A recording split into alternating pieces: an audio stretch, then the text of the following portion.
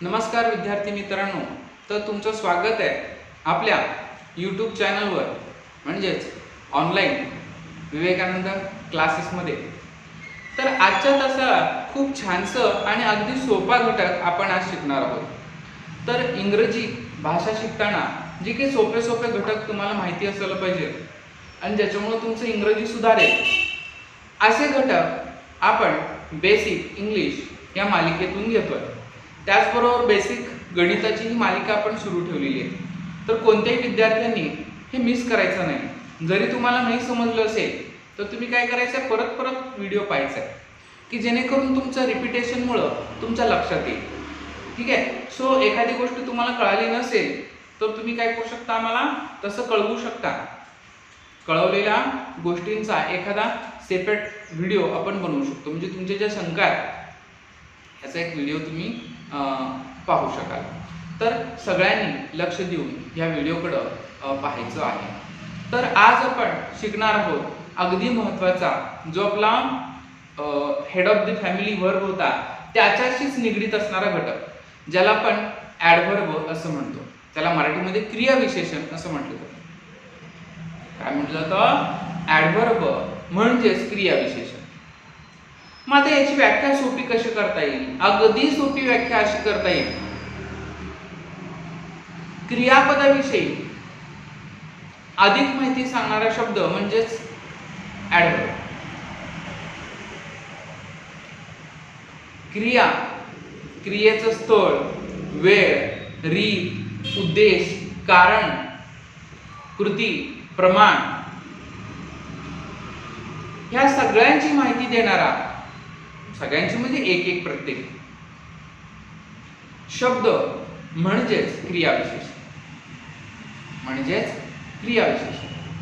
पहा आणखीन एकदा, जे शब्द आहेत ते काय करतात, क्रियापदाविषयी अशी माहिती सांगतात जसं की क्रियेचं स्थळ, वेळ, रीत, उद्देश, कारण, कृती, प्रमाण, त्यांना आपण क्रियाविशेषण म्हणतो।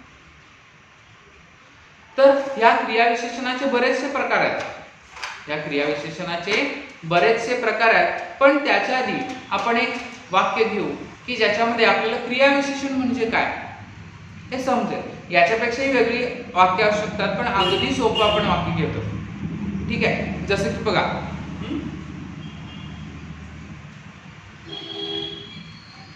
Ram run, Ram run fast on road.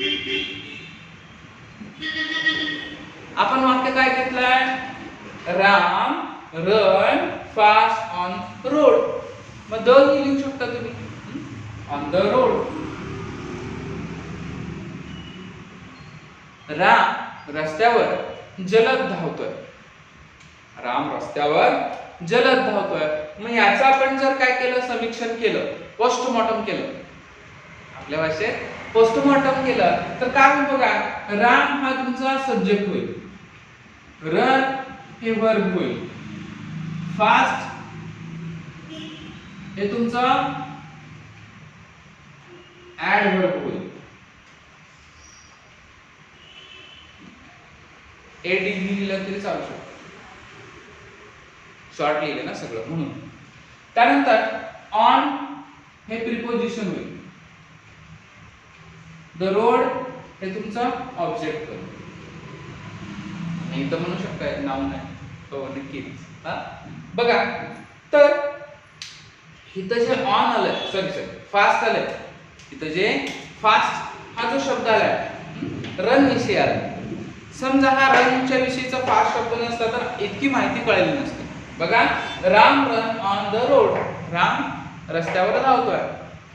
पण ज्यावेळी आपण असं म्हणतो Ram run fast on the road, Ram जलद गतीनं रोडवर धावतोय। मग जलद ही क्रियेविषयीची माहिती आहे, मॅनर आहे की नाही, पद्धत कशी आहे त्याची धावण्याची, जलद आहे, हा ना। जसं my mother cook every dish with great interest. Great interest. Great interest हे कशा अधिक माहिती आहे? मेक, आहे की नाही? अशा पद्धतीनं तुम्हाला ऍडव्हर्ब्स म्हणजे क्रियाविशेषण सांगता येतात. मग या क्रियाविशेषणाचे बरेच प्रकार सुद्धा आहेत. म्हणजेच या क्रियाविशेषणाचे 6 प्रकार. सो पहिला प्रकार ऍडव्हर्ब ऑफ टाइम, कालदर्शक क्रियाविशेषण अव्यय. ऍडव्हर्ब ऑफ प्लेस हे दुसरं स्थलदर्शक क्रियाविशेषण. ऍडव्हर्ब ऑफ फ्रिक्वेन्सी म्हणजेच आवृत्तीदर्शक क्रियाविशेषण. त्यानंतर adverb of manner. Adverb of manner म्हणजे रीतदर्शक, पद्धत दर्शक क्रियाविशेषण अव्यय. त्यानंतर adverb of degree. Adverb of degree परिमाण दर्शक क्रियाविशेषण अव्यय. त्यानंतर अफर्माइंग और डिनाइंग ऍडव्हर्ब. अफर्माइंग किंवा डिनाइंग ऍडव्हर्ब. आता सगळ्यात आधी आपण काय करू? पहिलं म्हणजे ऍडव्हर्ब्स ऑफ टाइम हा पाहू. आता ज्यावेळी क्रियेची वेळ दर्शवणारा शब्द जो असतो, क्रियेची वेळ दर्शवणारा जो शब्द असतो त्याला आपण काय म्हणतो? Adverb of time. या क्रियेची वेळ दर्शवणाऱ्या शब्दांचा समावेश होतो. मग जसं नाऊ, दे, जसं की नाऊ, दे. आणखीन शब्द बरेच आहेत. Before, since, ago, already, soon, presently, immediately, early, late, afterwards, today, next day, tomorrow, later, early, late. असे जे शब्द आहेत हे काय आहेत? ऍडव्हर्ब्स ऑफ टाइम आहे. ऍडव्हर्ब ऑफ टाइम आहे. सो यांचं सेंटेन्स कसं बनेल? मग यांचं सेंटेन्स बनवायचं असेल तर बघा, नाऊ आय विल गो. आता मी जातो. आता मी जातो. मग नाऊ हे आता हे काळ दाखवतंय ना, वेळ. जसं की then, we go to bus stop.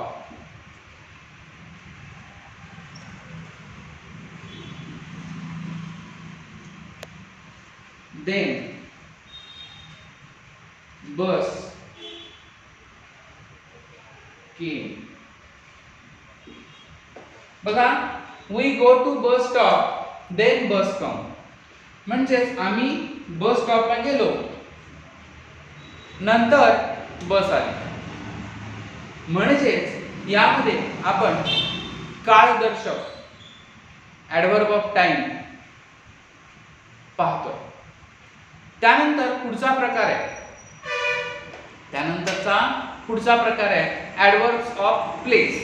ऍडव्हर्ब्स of place. आता प्लेस म्हटल्यानंतर सगळ्यांना माहिती झालं. पहा, ऍडव्हर्ब ऑफ प्लेस म्हणजे सगळ्यांना माहिती झालं की इथं स्थळाचा उल्लेख होणार. स्थळ म्हणजे एखादं ठिकाण. ऍडव्हर्ब ऑफ प्लेस म्हणजे या क्रियेचं स्थळ दर्शवलं जातं. यात काय केलं जातं? क्रियेचं स्थळ दर्शवलं जातं. जसं पहा, here, there, in, out, about, below, inside, under, outside, for, near, everywhere, up, down, backward, forward. असे बरेचसे शब्द आहेत की ज्यानं तिथं काय केलं जातं? क्रियेचं स्थळ दर्शवलं जातं. ठीक आहे. जसं की here comes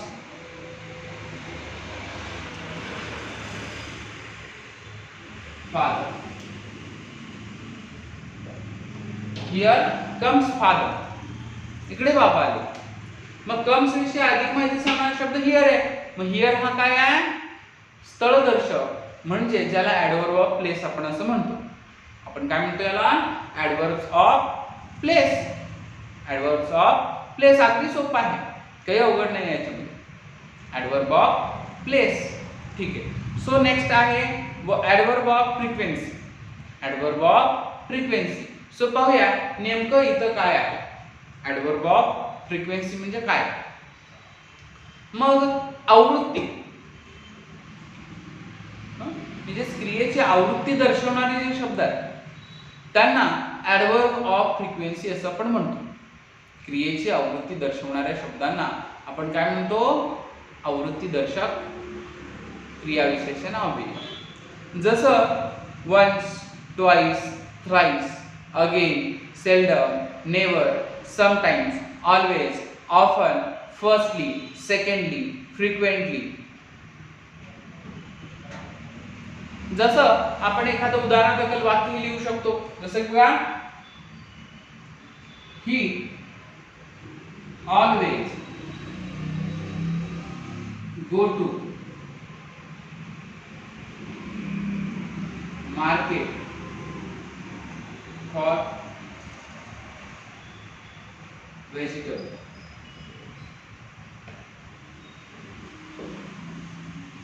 he always go to market for vegetable.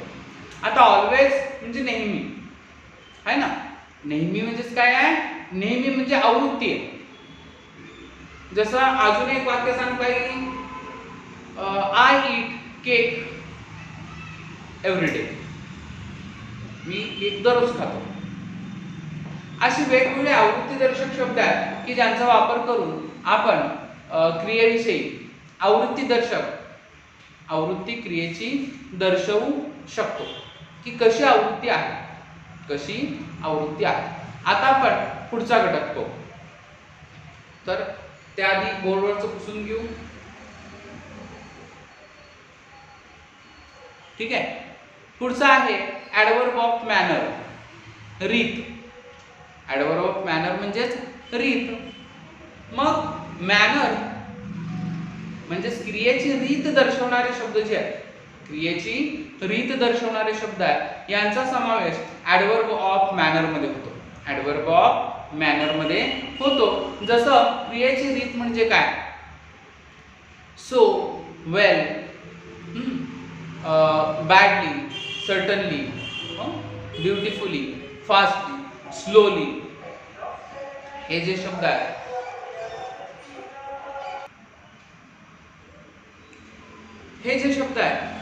हे काय आहेत? Adverb of manner.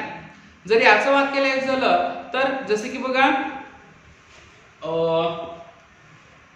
She run fastly. She run fastly. मगाशी आपण फास्टली एक्स्ट्रा शब्द घेतला. तसं स्लोली होऊ शकतं, तसंच स्लोली होऊ शकतं.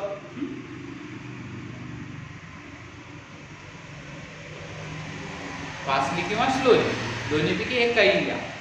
फास्टली किंवा स्लोली यापैकी एक कोणतं तरी तुम्ही लिहू शकता. ठीक आहे. सो आता आपण पुढचा घटक पाहू. ठीक आहे. आता आहे ऍडव्हर्ब ऑफ डिग्री, म्हणजेच परिमाण दर्शक क्रियाविशेषण. बघा, तर क्रियेचं प्रमाण दर्शवणारे शब्द जे आहेत त्यांना आपण काय म्हणतो? परिमाण दर्शक क्रिया विशेषण, ऍडव्हर्ब ऑफ डिग्री. काय म्हणतो आपण त्याला? Adverb of degree. Adverb of degree. ठीक आहे. जसं आपण आधी पुस्तक फळ्यावरचं पुसून घेऊ. ऍडव्हर्ब ऑफ डिग्री म्हणजे क्रियेचं प्रमाण दर्शवणारे जे शब्द आहेत त्यांना आपण काय म्हणतो? Adverb of degree. जसं very, much, too, quite, almost, little, rather, some, what, half, plenty, wholly. हे सगळे जे शब्द आहेत हे काय आहेत आपले ॲडव्हर्ब ऑफ डिग्री आहेत. मग त्यानंतर ह्याचं एखादं वाक्य जर लिहायचं झालं तर जसं की बघा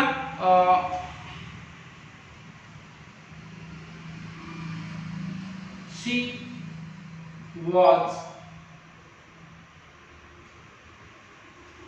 very fat. She was very fat. ती काय आहे खूपच लठ्ठ आहे. मग इथं व्हेरी आहे, इथं टू पण लिहू शकता. शी वॉज टू फॅट, जे आपल्या शब्दांमध्ये ते बसेल. She was too fat. She was too fat किंवा व्हेरी पण चालू शकते, असं काय नाही की व्हेरी चालत नाही. शी वॉज व्हेरी फॅट. ती खूपच फॅट लठ्ठ आहे. म्हणजेच यावरून आपल्याला लक्षात येतं की हे काय आहे ॲडव्हर्ब ऑफ डिग्री आहे. ॲडव्हर्ब ऑफ डिग्री आहे. त्यानंतर आहे last but least affirming or denying. Affirming म्हणजे होकार दर्शक आणि डिनाइंग म्हणजे नकार दर्शक.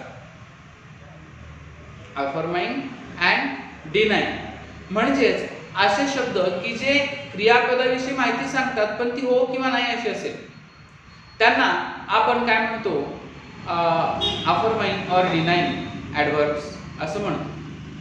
मग हे काय आहे जसं की येस, नो, नॉट, नाय, नेवर असे जे शब्द आहेत ते शब्द आपले काय असणार आहेत अफर्माइंग ऑर डिनाइंग ॲडव्हर्ब्स असणार आहेत. जसं की पहा समजा हे पुसलं आपण वाक्य आपण दुसरं लिहू.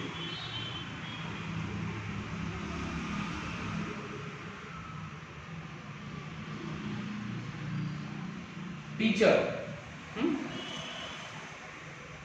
is not giving us test. आता नॉट शब्द कुणासाठी आलाय गिविंग साठी. गिवन घ्या, गिविंग घ्या. मग गिविंग का घेतलंय कारण इज घेतलंय. मग गिविंगच्या ऐवजी वेगळाही बरोबर तुम्ही लिहू शकता. ठीक आहे. तर याला आपण काय म्हणू ॲडव्हर्ब ऑफ अफर्माइंग ऑर डिनाइंग. मग जसं नॉटचं लिहिलंय तुम्ही तसं येसचं पण लिहू शकता. Yes I like it. बघा येस आय लाईक इट.